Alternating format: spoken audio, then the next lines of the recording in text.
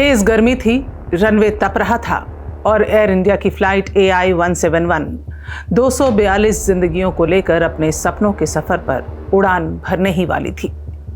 लेकिन 2 मिनट बाद वो सपना मौत में बदल गया। बस 2 मिनट के भीतर एक जोरदार धमाका और फिर चीखें, अफरा तफरी और आग का दरिया। आसमान की ओर बढ़ता वो विमान, सपनों का विमान, तहस नहस हो गया, कुछ ही पल में धुएं में तब्दील हो गया। नमस्कार, मैं हूं श्वेता रंजन और आप देख रहे हैं एक विशेष प्रस्तुति, ड्रीम लाइनर का काला सच। अहमदाबाद एयरपोर्ट से लंदन के लिए उड़ान भरते ही 2 मिनट में क्रैश हो जाना सवालों की आंधी उठा रहा है। क्या ये एक टेक्निकल फेलियर था? क्या ये बोइंग 787-8 ड्रीम लाइनर भरोसे के लायक है, या फिर ये हादसा कई सालों से, कई वर्षों से दबी खामियों का नतीजा था? चलिए शुरू से समझते हैं। ड्रीम लाइनर और उससे जुड़े टेक्निकल स्नैक्स पर आएं, उससे पहले जान लेते हैं कि 12 जून 2025 वो काला दिन जब दोपहर 1:38 पर फ्लाइट AI 171 ने अहमदाबाद से उड़ान भरी। इस विमान में कुछ लोग ऐसे होंगे जो छुट्टियां मनाने जा रहे होंगे, कुछ लोग ऐसे थे जो परिवार से मिलने जा रहे थे, कुछ इलाज के बहाने से जा रहे थे, तो कुछ बेहतर शिक्षा और भविष्य का सपना आंखों में लिए उड़ान भर रहे थे। विमान में कुल 242 लोग सवार थे, लेकिन किसे यह अंदाजा था कि यह उनकी आखिरी उड़ान साबित होगी। ऐसा धमाका होगा कि सब कुछ पलक झपकते ही राख में तब्दील हो जाएगा। आपको बता दें कि विमान के उड़ान भरने के 30 सेकंड बाद ही पायलट्स ने दी मेडे कॉल, यानी इमरजेंसी कॉल, जिसे डिस्ट्रेस कॉल भी कहते हैं। मतलब कि अब बचने के चांसेस नहीं हैं।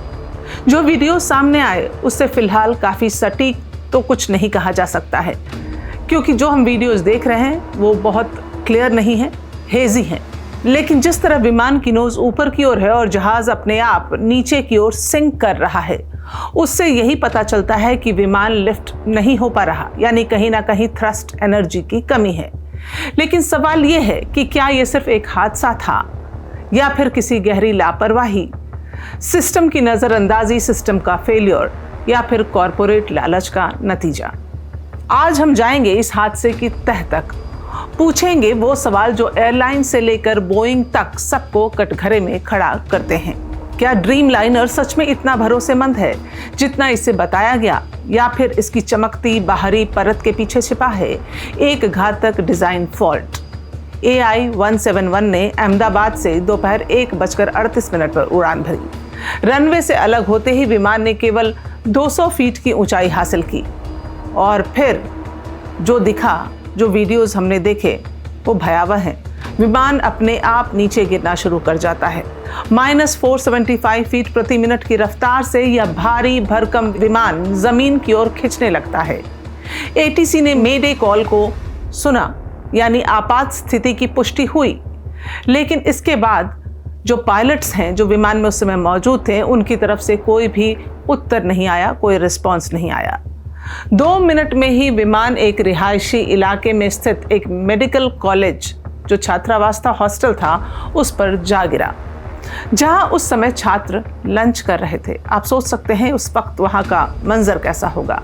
इनमें से 241 मृतक विमान में सवार पैसेंजर्स और क्रू मेंबर्स थे। 5 मृतक उस मेडिकल हॉस्टल के हैं जहां प्लेन क्रैश हुआ था, यानी जिस हॉस्टल पर विमान गिरा। विमान जिस BJ मेडिकल कॉलेज हॉस्टल पर गिरा, वहां 50 से ज्यादा लोग मौजूद थे। हालांकि अभी तक यह क्लियर नहीं हुआ है कि हॉस्टल में कितनी मौतें हुई हैं। 4 MBBS छात्र और 1 डॉक्टर की पत्नी की मौत की पुष्टि तो हो चुकी है। उनके मारे जाने की खबर सामने लगातार आ रही है। विमान में 169 भारतीय, 53 ब्रिटिश, 7 पुर्तगाली और 1 कनाडाई नागरिक मौजूद थे। 230 यात्री सवार थे, क्रू मेंबर थे।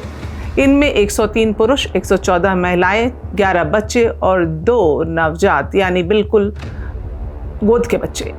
बाकी 12 क्रू मेंबर्स। मृतकों में गुजरात के पूर्व CM विजय रूपाणी भी शामिल हैं, जबकि सिर्फ एक यात्री की जान बच पाई है, जिसे मिरेकल मैन कहा जा रहा है। इस विमान को उड़ा रहे कैप्टन सुमित सबरवाल, अब उनकी बात करते हैं।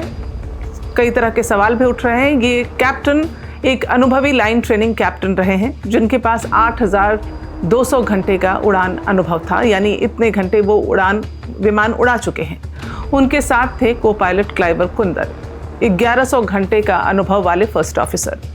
मौसम पूरी तरह सामान्य था, -37 डिग्री तापमान था, 7 किलोमीटर प्रति घंटे की हवा, 6000 मीटर की विजिबिलिटी, यानी अगर कोई कहे कि मौसम खराब था जिस कारण यह हादसा हुआ, ऐसा कुछ नहीं था। यानी विजिबिलिटी बिल्कुल, जो क्लाइमेटिक फैक्टर होता है वो पूरी तरह से सामान्य था, नॉर्मल था। तो फिर आखिर क्या हुआ? अब बात करते हैं उस मशीन की, बोइंग 7878 ड्रीमलाइनर, वो विमान जो एक काला दिन लेकर आया, वो विमान जिसे पहले फ्यूचर ऑफ फ्लाइट कहा गया। लेकिन क्या ये भविष्य हमारी जान की कीमत पर बनाया गया? बोइंग का 7878 ड्रीमलाइनर अपनी फ्यूल एफिशिएंसी और आरामदायक सफर के लिए काफ़ी चर्चा में रहा, काफ़ी जाना जाता है इसे कि इसकी जो फ्यूल एफिशिएंसी है बहुत अच्छी है, आरामदायक है। हालांकि इसकी सेफ्टी को लेकर लगातार सवाल उठते रहे। पहले भी कई दफ़ा इस पर सवाल उठ चुके हैं। इसमें खामियां सामने आने के बाद दुनिया भर में इसकी फ्लीट की उड़ान भरने पर 3 महीने के लिए रोक लगा दी गई थी। यानी एक समय ऐसा आया कि 3 महीने के लिए इसकी उड़ान रोक दी गई थी। जब जनवरी 2013 की बात करें तो उस समय 2 नए ड्रीमलाइनर 7878 विमान जापान की 2 एयरलाइन कंपनियों के बेड़े में शामिल किए गए थे। तब ये खबर आई कि इनमें लगी लिथियम आयन बैटरी में आग लग गई। एक विमान में आग तब लगी जब वह बॉस्टन के एयरपोर्ट पर पार्किंग में खड़ा हुआ था। जब वो वहाँ लैंड हुआ, पैसेंजर उतर गए तो किसी ने ये महसूस किया, देखा कि कुछ लिक्विड सा बह रहा है। तब देखा गया कि वो बैटरी लीकेज था, जबकि दूसरा ड्रीमलाइनर उड़ान भर चुका था। आग लगने के चलते उसकी इमरजेंसी लैंडिंग करवानी पड़ी। इसके बाद अमेरिका के फेडरल एविएशन एडमिनिस्ट्रेशन यानी FAA ने 3 महीने के लिए दुनिया भर में सभी ड्रीमलाइनर को उड़ान पर रोक लगा दी। बोइंग ने अपने बैटरी सिस्टम और उसके इंसुलेशन यानी बैटरी को इंजन की गर्मी से बचाने के तरीके में सुधार किया। 2020 से 22 के दौरान अगर हम देखें तो ड्रीमलाइनर में कई बार मैन्युफैक्चरिंग डिफेक्ट की खबरें सामने आई। आपको इस वक्त हम बताना चाहेंगे कि ड्रीमलाइनर एक वाइड बॉडी पैसेंजर प्लेन है, वाइड बॉडी पैसेंजर प्लेन, और इसके हिस्से अलग अलग बनते हैं, जैसे जापान या दूसरे देशों में बनाए जाते हैं और वो असेंबल किए जाते हैं अलग अलग देशों से पार्ट्स लाकर, जिन्हें बाद में अमेरिका में जोड़ा जाता है। इस दौरान कई विमानों में बॉडी के जोड़े गए हिस्सों में ज़्यादा गैप की खबरें आई, शिकायतें आई। ये कहा गया कि जब पार्ट्स जोड़े जाते हैं तो कहीं ना कहीं उसमें गैप है। बॉडी में इस्तेमाल होने वाले कार्बन फाइबर के हिस्सों को भी ठीक से नहीं जोड़ा गया। यह भी कहा गया कि बॉडी का झुकाव भी ठीक नहीं था। यह बात सामने आते ही 2020 से 2022 के दौरान बोइंग ने एयरलाइंस को ड्रीमलाइन की डिलीवरी रोक दी। बात यहीं खत्म नहीं हुई। अप्रैल 2024 में बोइंग में काम कर चुके इंजीनियर सैम सालेहपोर ने यह दावा किया था कि ड्रीमलाइनर 787 की बॉडी के कुछ हिस्से ठीक से फंक्शन नहीं कर रहे हैं, नहीं जुड़े हुए हैं, और ये उड़ानों को बीच में अगर विमान हवा में है उस वक्त ये टूट सकते हैं। यानी सवाल उठाए गए थे, ये विसल ब्लोअर थे। सैम ने न्यूयॉर्क टाइम्स को दिए इंटरव्यू में दावा किया था कि विमान के कई हिस्सों को एक साथ जोड़ने के तरीके में कुछ गड़बड़ी है, उससे बदलाव होना चाहिए और बदलाव करने से ये दिक्कत हुई है। इन आरोपों के बाद बोइंग ने सैम के दावों को नकार दिया था। यानी तब जब सैम ने एक विसल ब्लोअर के तौर पर, सैम पहले वहां काम कर चुके थे, उन्होंने आवाज़ उठाई तो उनके दावों को नकार दिया गया। उसे पूरी तरह से सुरक्षित बताया गया ड्रीमलाइनर को, और 2024 में ही बोइंग में काम करने वाले कई इंजीनियर और ऑफिसर्स ने बोइंग पर गंभीर आरोप लगाए। इनका कहना था कि बोइंग विमान की सुरक्षा और ईंधन के खर्च को कम करने पर ज्यादा ध्यान दे रही है। बोइंग में लंबे समय तक काम कर चुके जॉन बार्नेट ने 2024 में ड्रीमलाइनर 787 की सेफ्टी को लेकर सवाल उठाए थे। यानी आप देखिए कि एक काला इतिहास रहा है। मार्च 2024 में यह खबर आई कि उन्होंने खुद को गोली मार ली, लेकिन उनकी मौत को लेकर कई तरह के सवाल उठे। एक और बात जो उठती रही है कि बोइंग 7878 में पारंपरिक विमानों की तुलना में ज्यादा इलेक्ट्रिकल सिस्टम का इस्तेमाल किया गया, जैसे हाइड्रोलिक सिस्टम के बजाय इलेक्ट्रिक मोटर्स। इस कारण इसमें टेक्निकल खामियां भी सामने आई। इसके साथ ही इलेक्ट्रिकल सिस्टम का फेल्योर, विंडशील्ड में दरार, फ्यूल लीकेज और सॉफ्टवेयर में गड़बड़ियां होती रहीं।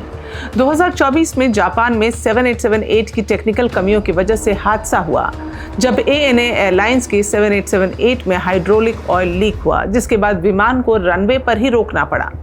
इस हादसे के बाद बोइंग कंपनी और इसमें इंजन सप्लायर्स का रखरखाव और टेस्टिंग में लापरवाही बरतने के आरोप लगे। इंजन की डिजाइन में कमियां गिनाई गई, जिससे लंबे समय तक उड़ान के दौरान हादसा हो सकता है। इन समस्याओं की वजह से कई एयरलाइंस ने अपने 7878 विमानों को अस्थायी रूप से ग्राउंड कर दिया। इससे उड़ानें रद्द हुई और यात्रियों को परेशानी का सामना करना पड़ा। बहरहाल, इस हादसे के लिए दोषी किसे माना जाएगा, यह तो समय के साथ ही पता चलेगा।